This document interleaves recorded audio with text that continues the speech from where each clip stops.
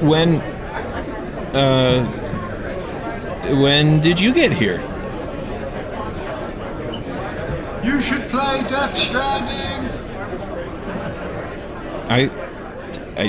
I will. Can I, like, meander around in the intro for a few minutes before I start talking about... Oh, okay. I always try to keep an open mind. It's a bad idea to go into any piece of media with the expectation that you won't enjoy it, but Death Stranding checks off the boxes of 3 of my biggest pet peeves in modern AAA games. Long-winded cutscenes that you can't skip if you want to understand the story, a staunchly self-serious attitude that screams, "You're not here to have fun, you're here to have an experience," and locomotion mechanics that boil down to, just get there, I don't care how, you have legs. Games like Red Dead Redemption 2 actually managed to pull this off, because despite the fact that the underlying movement is immersive and realistic, or as I like to call it, very boring, and I've read all your comments, I'm gonna get to it, it more than makes up for it by ensuring that your travels will be constantly interrupted with interesting things to do along the way. I think it's pretty silly that the game has a play it for me button. If you just let your horse automatically take you to your destination while you make a sandwich or something, you'll be missing out on all of the random events that Rockstar dotted throughout its living, breathing world. But Arthur Morgan walks like a regular human man. You know who else walks like a regular human man? Me. The difference is I live in a boring concrete jungle, and Arthur Morgan lives in the untamed western wilderness, which allows the world itself to become the most interesting part of traversal. Not only is it breathtaking in its landscapes, but it's endlessly dotted with interesting things placed throughout it. Rockstar made the very conscious decision to sacrifice mechanically satisfying movement for realism and immersion. 2 things that are truly unparalleled by any other title made so far. The sense of satisfaction comes from the way you engage with the world itself, even if the act of locomotion is rigid and unsatisfying. Commenters have said that I just don't get Red Dead 2, as if criticizing a specific aspect of it that I dislike somehow invalidates the entire package. Which is frankly pretty stupid. This game is a towering achievement, more than just in terms of storytelling, world building, immersion, visual fidelity, technical execution. I just think it's funny that the ding-dang horse rides itself, that's all. Hey, you're still meandering around in the intro. Yeah.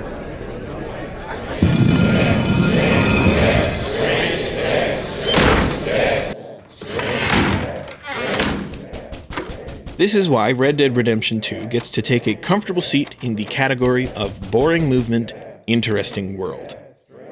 And I don't think that's the right place to put Death Stranding. There are definitely ways to spice up the basic act of walking from where you are to where you want to be. The most common method in open world games would be to keep the act of locomotion simple and fill up the world with stuff. That's basically all Bethesda does. You walk, you run, you wait for the stamina bar to fill back up, attack a giant enemy crab, and repeat. Death Stranding mixes things up by adding some mechanical complexity to the way you walk, which at the beginning of the game boils down to sometimes you gotta push the right trigger, and sometimes you gotta push the left trigger. It gets much better than this, but I was pretty scared that this was all it was going to be. Most open-world games need to add something to take the tedium of long-distance travel away. Heck, most video games do. Dark Souls 3 isn't really open-world, but its successor, Elden Ring, is. They share a ton of the same underlying mechanics, and the only reason this isn't called Dark Souls 4 is because From Software wanted to completely redesign the underlying structure of getting from point A to point B. But in Dark Souls 3, you're funneled into a very specific direction. There are the occasional branches off the main path, but they have to be actively sought out, and they pretty much always lead back to the place you were supposed to be going anyway. Your progress is measured by pushing forward, because ultimately you're just looking for the next bonfire. What you'll find between them is a lot of death.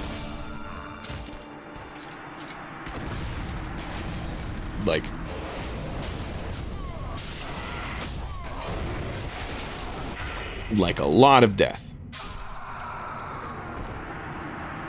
It gets frustrating by design because the catharsis of pushing past the challenge and making it to the next checkpoint is a huge part of the underlying philosophy of Dark Souls design. Walking is boring. And it would be boring in Dark Souls if you ever went more than a few seconds without walking your way into combat, which is the highlight of the series. Elden Ring is very similar, in that you're always looking for the next checkpoint, but there isn't a singular direction you're required to head, since, it's actually open world. Oh, also you can jump now. You couldn't do that in any of the Dark Souls games. Your destination is a suggestion in the trails of light that come from the checkpoints, but there's no minimap, there aren't any floating quest markers. You're supposed to be connecting with the world and getting to know it. The actual act of locomotion is largely just walking. In fact, it uses a lot of the same animation sets as Dark Souls 3, and that's really not interesting. It's just not. You do get a horse that you can summon instantaneously, which is just... oh, I love that. But mechanically speaking, it's still largely walking, but faster. Elden Ring is overflowing with challenging combat encounters, but they don't always necessarily serve as a barrier to push past like they do in Dark Souls 3. You choose whether or not to engage with them, because when the world is open, running away is always a viable option. The reason the lands between are such an amazing world to traverse through is the sense of discovery, not the act of movement itself. Which is far from bad, it's just nothing noteworthy. The thing that makes Elden Ring so incredible is the way that despite the world's enormous size, you aren't just running across it, staring at your minimap and heading to one of 20 objective markers. There's a very organic sense of connection with the world and the content you find. And in spite of the middle-of-the-road locomotion options, it is an absolute delight to traverse across because of the way the world itself is structured. This is not a small map. And it is dense. There is so much stuff everywhere, but in a way that doesn't feel cluttered. Even on my third playthrough, I'm still finding things I never saw in the first two, which is why Elden Ring sits in the same traversal category as Red Dead Redemption 2. The open world itself is incredible, but moving through it is not even half as interesting as the stuff you find inside of it. Now, you might be wondering why I spent this much time in the section about Death Stranding not talking about Death Stranding. And that is because, for the entire duration of this intro, I've been walking to my destination. Just walking. And in spite of everything I just said, I really liked it. Now, to be absolutely clear, I did not enjoy this at first. The beginning of the game is a slog. It's lengthy cutscene after lengthy cutscene, followed by extended sequences of, hey, you guessed it, walking from one location to the other, followed by another lengthy cutscene, followed by more extended sequences of walking. Maybe it's the 20 plus years of internet-induced brain rot talking here, but Death Stranding really expects a lot of patience for you, and it is patience that I do not have. I enjoy a good narratively driven experience here and there, and the world of Death Stranding is fascinating. But to be honest, if it weren't for the over 100 comments telling me to play it, I probably would have stopped after a couple hours. So, thanks, peer pressure. You got it, man. But after a while of doing the exact same thing over and over, something clicked. Maybe I finally started to see Kojima's grand vision that I was too American to appreciate at first, despite the fact that the game is literally about a post-apocalyptic America, even though the map doesn't look anything like it and the sense of scale is really confusing. But I'm not going to talk about that. Maybe it was walk home syndrome. Or maybe it was the fact that it takes several hours of gameplay for Death Stranding to turn into the actual game. The script originally said, I swear, I went through all 5 stages of grief before I found this game entertaining. But upon watching Barry Kramer's video on the subject, which is excellent, he beat me to that joke by about 3 years. Version of Death Stranding, like I'm probably not the only one who went through the 5 stages of grief. There's no way all you do is walk. What the? So instead of just stealing the joke, you steal the clip directly from his video. How is that any better? Look, this game is exhausting. At first. But that's by design, which is admittedly a pretty insane choice to make. If you tried playing Death Stranding and couldn't get past the first handful of hours, I honestly don't blame you. A huge part of what makes this game so satisfying is the removal of those frustrations, which typically happens right before you reach a breaking point. So if you ended up quitting before that happened, yeah, that's fair. I'm pretty much going to stay away from the story outside of the very basics because there are some, let's call them surprising twists and gameplay mechanics that I think are best discovered organically on your own playthrough. But if I were to summarize the general premise in a few sentences, there was some flavor of apocalypse called the Death Stranding that happened about 30 years prior to the story. It is simultaneously extremely vague and way too overly expository. Essentially, the ability to move on to the afterlife stopped working. Hence the name Death Stranding. There are goopy ghosts everywhere, and if they eat people, it causes a giant explosion.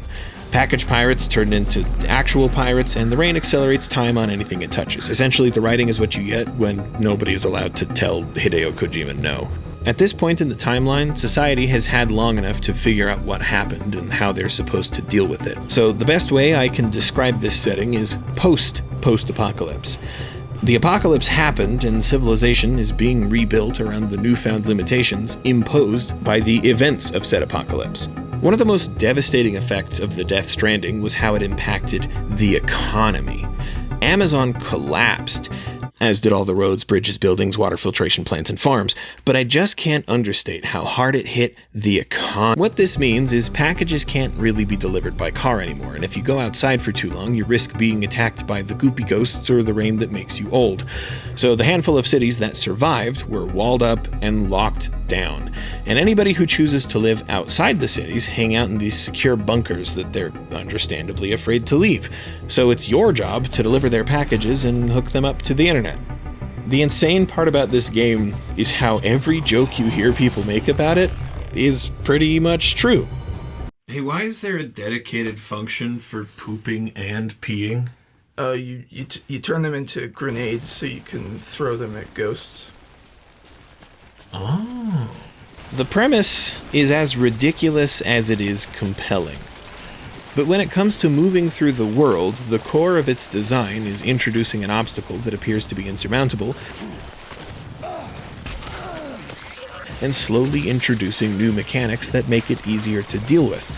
The frustration is a feature, which is why I brought up Dark Souls and Elden Ring. The bosses in those games are supposed to feel impossible, so that the catharsis of overcoming them is that much more satisfying. And Death Stranding applies the same logic to its locomotion, because this whole game is just open world traversal the game. Walking is slow and tedious, so they start off by forcing you to strategize. If I go this way, I have to deal with the goopy ghosts. No thank you. If I go this way, I can get around the ghosts, but it goes over a mountain pass, so I'll need to bring ladders and climbing anchors, which increase my cargo weight. So no ghosts, but a much higher risk of failure. Eventually, after tripping and falling for long enough that you want to quit, they give you a bike, which is much faster, but it's basically impossible to take it over a mountain pass or any kind of rocky terrain. Well, I mean, it's possible, but... So then you're off the bike and back on foot, back to the frustration, until you get your first exoskeleton, which lets you carry more packages and increases your movement speed. Except it's got a battery pack that slowly drains the more you use it, which turns it into yet another system that you have to pay attention to. You can place charging stations on routes that you travel across commonly, but if you're going somewhere new, you'll need to take that into account on top of everything else. Placing a rickety ladder across a ravine is fine, until you want to drive a bike or a truck over it. Constructing a bridge will make that particular route much easier, but it uses a lot of resources that you have to carry with you, in addition to all your climbing gear, weapons, and the packages you're delivering. So you can't just expect to run around placing bridges anytime you reach an impasse. And this is where the theme of connecting the world becomes the real magic of Death Stranding. Any constructs you build or packages you drop or vehicles you leave behind will show up in other players' worlds if the region you left them in is connected to the chiral network. This game is about delivering packages, but your underlying objective is to help establish the United Cities of America. After the gosh dang ghosts started blowing everything up like they always keep doing, the surviving cities became known as the UCA. But like with any government, the libertarians find an excuse to complain about it existing, so you aren't always going to be able to stroll on over and politely ask them to join. Hey, name's Sam. Can I hook you up to the Wi-Fi? No! What if I delivered a single package? Yeah, okay. If there's an obnoxious impasse you've had to deal with, once the region you're in is connected to the network, you can leave structures for other players, who will in turn leave structures for you. Now, you'd think that would negate the challenge at the core of the game's design, since essentially that means the more dedicated players will do all the hard work for the lazy ones. But, since the network is established one region at a time, you don't get to reap the benefits of player structures until you've already had to deal with traversing the world without it. And like with any network, there's always going to be the concern of online security. Or let's say you're in a region of the map where certain content is locked off to you and you need to appear like you're in a different location. I don't know why you'd ever need to do that. That's stupid. But let's say you have to go from this section of the map all the way to this section. I cannot adequately describe the sense of relief you get after painstakingly ushering these massive, heavy resources into these little auto-paver thingies. It's certainly a giant pain, but the reward is a tiny stretch of road, so you kinda need to go out of your way to fill all of them with resources if you want to be able to easily traverse from one side of the map to the other. Fortunately, other players can contribute resources to help make it go faster, but even with the collaboration, it took hours to get this section of the highway built. But man, it was worth it. If it saves me from this nonsense, I will go out of my way to make it happen. But you can only experience the catharsis of driving across a road if it wasn't there to begin with. It's really strange, but as obnoxious as the opening hours of Death Stranding are, and with the amount of players who probably quit before they got to do the fun stuff, I don't think I'd change it too much. A fun mechanic is that much more fun when it replaces an annoying one. The frustration is more or less an integral component to the entire experience. When I went into this video, I had 3 categories that I thought every open-world game would slot itself neatly inside of. The first category I've already talked about, boring movement, interesting world, and originally I thought the second category would be traversal as a challenge to overcome, and the third would be movement is the core of the experience. If you've seen the first video we did on the topic, I'd stick Breath of the Wild and Subnautica over here, with Spider-Man and Just Cause over here. So where in the absolute flip does Death Stranding go? Movement is inarguably at the core of the experience, but I wouldn't say that the act of walking itself is the fun part. The satisfaction is derived from the way you overcome the challenges that the game presents, which are predominantly related to the way you move through the world and the roadblocks you'll inevitably run into. So I think I'll put 75% of the game in this column with its butt sticking out into this column, because even though movement is at the core of its design, powering through the frustration is even more important. In a game like Satisfactory, you're tasked with exploring the open world to harvest resources and build massive factories. The world is enormous, and more often than not, a particular resource that you need to progress is going to be located on the opposite end of it. So moving through the world and transporting resources across it is a core component to the experience. And it's meant to feel imposing at first. As you start building things out, eventually you unlock improved movement options, like the Blade Runners that increase your running speed and jump height. This not only improves your locomotion options, but as your factories increase in size, getting from one side to the other will become more and more of a hassle. So making the act of movement itself as fun as possible becomes crucial as you progress through the game. But they don't just give it to you right off the bat. Any interesting buildings or structures you come across as you explore the world were put there by you. It requires a lot of what feels like actual work in order to fully experience it. I have a save with 200 hours of gameplay on it, and I still haven't unlocked everything. But I'm also a neurotic perfectionist, and everything has to be organized. The game is fun from the start, but you gotta work for it. They slowly drip-feed new mechanics and satisfying movement options, but in order to understand how satisfying it is to zipline across a factory, you first need to know what it was like to slowly walk across it. It's very fun to move throughout the world, but you also gotta work for the improved traversal options. And look, I understand why you would be turned off by a title that requires you to earn the fun. There are plenty of open-world games that start off with fun mechanics right from the get-go. An experience almost entirely devoid of conflict is a short hike, one in which the character's primary motivation is... Hey, shut up. Are you reading a script? Huh. An experience almost entirely devoid of conflict is a short hike, one in which the character's primary motivation is to take a short hike to the region of the island she's vacationing on that has cell service. And while it could just be about getting from point A to point B, in equal measure it's about the character interactions you'll have along the way.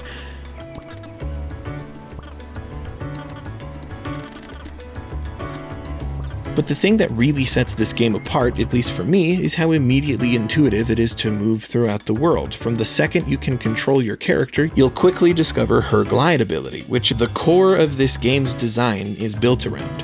You'll get a slow drip feed of new mechanics that build on top of it, and it's engaging from start to finish.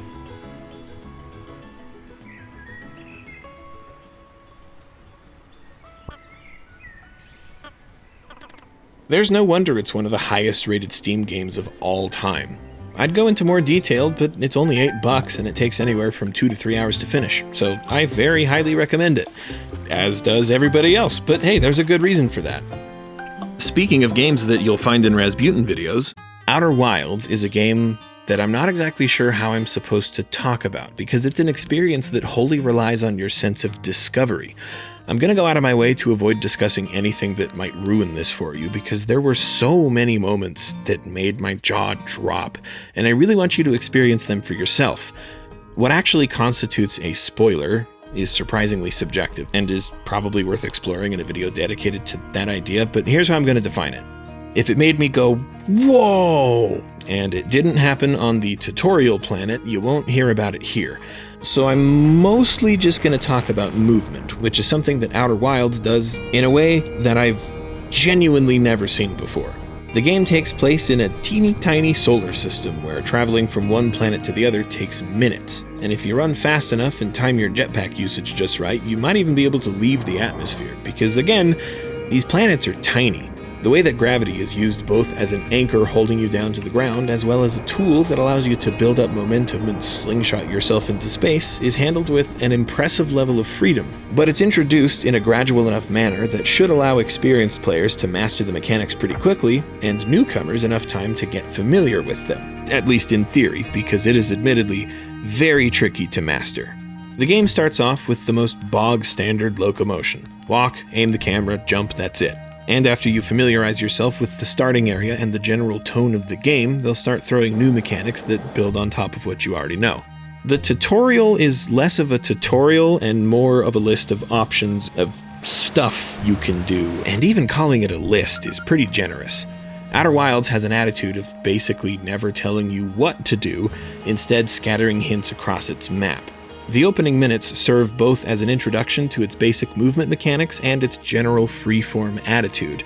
If you walk into the Zero-G cave, you'll learn how to navigate in Zero-G by floating around, crashing into walls over and over, and hopefully, eventually, getting the hang of things. If this was a VR game, they could probably call it Motion Sickness Simulator. Your only instructions are the basic control scheme, which is a bit of a running theme with this game. You're pretty much never told what to do. You're only vaguely hinted at what you even can do in the first place. This is a bit of a double-edged sword, because on the one hand, every discovery you make. But you might also use autopilot incorrectly and fly your ship directly into the sun. Or forget to enable autopilot, build up enough momentum that by the time you reach your destination, your two options are either crash directly into the planet and die, or swing past it and dramatically overshoot, decelerate until you're able to match your velocity and slowly make the backtracking flight of shame to where you wanted to go. The complete lack of direction is both its biggest strength and its biggest weakness. For the intrinsically motivated, the idea of going out into space, trying something, failing miserably, and trying again until you make some progress is insanely satisfying. This game isn't going to click with everybody, but it's going to resonate deeply with a very particular type of player. It's me. I'm that player. The question I kept asking myself of what do I do was one more of genuine intrigue than confusion, and it was the driving force that kept me going the entire time. Because of the inherent non-linearity of the experience, it's not immediately obvious how progress is even supposed to be determined. The story has you trying to uncover the events of what happened to a now long-dead civilization whose ruins are strewn across the map. And every time you die, you wake right back up where you started, Groundhog's Day style, with the information you picked up from the previous loop. But it is inherently about finding that information. Sometimes you'll be flying across the solar system, not looking for anything in particular, and you stumble across something that piques your curiosity. Or maybe on your previous loop, you found a clue that pointed you in a direction that you go out of your way to sleuth out. And unlike Red Dead 2 or Elden Ring, the content of the open world doesn't find you on your way between point A and point B, because your destination in Outer Wilds is whatever you want it to be. And this is the point where, unless you're that intrinsically motivated experimental player, Outer Wilds probably loses you. Your reward for navigating your ship through a dimension-warping maze or platforming across the treacherous, collapsing core of a planet is information delivered via text. And that's kind of the whole game. You'll be reading logs that provide backstory, which is ultimately the whole story. There's some ingenious environmental storytelling to tie it all together, but every time your loop resets itself, the only thing you can take with you is information. And once you unlock the mysteries of how to beat the game, you as the player know how to beat the game, and the mystery goes away. Every time loop has a 22-minute cap, and when you hit that limit, you're going to wake right back up in the exact same place. What this means is, once you know how to beat it, you can theoretically just go straight to the end and beat the whole game in one loop. That's why people can be so apprehensive to discuss the game in detail, because spoilers can alter your entire experience. The question of whether or not you'll enjoy this ultimately depends on what kind of player you are. Personally, I find the high skill ceiling of piloting your ship to be one of the most enjoyable parts of the game. Something as simple as moving across the map becomes a balance of risk and reward. You're just as likely to land your ship as you are to crash directly into the surface you're trying to land on, which I personally find to be an immensely enjoyable experience. But I'd be doing you a disservice if I didn't recognize that it can be extremely frustrating. If the idea of doing the same thing over and over until something different happens sounds tedious, that's because it is. And the studio that created it recognizes this as well, which is why the map itself is mercifully small. The furthest distance you'll travel in any given loop takes less than 2 minutes to arrive, which is fortunate given that 22-minute time limit. In the case of Outer Wilds, less is definitely more. Exploration is at the core of the experience, and instead of having vast expanses of nothing in particular, it's not hard to find a point of interest to latch onto for that particular loop. But since you're never told what to do at those points of interest, everything you discover is that much more meaningful. The act of movement is core to the entire experience and serves as a challenge to overcome. I don't think I can realistically put Outer Wilds into any of these categories, so I'm making a fourth one. The journey is the destination. The reward for your time spent with this game is the time you spent with this game. I know that isn't really going to click with every kind of player, but man, it definitely clicked with me.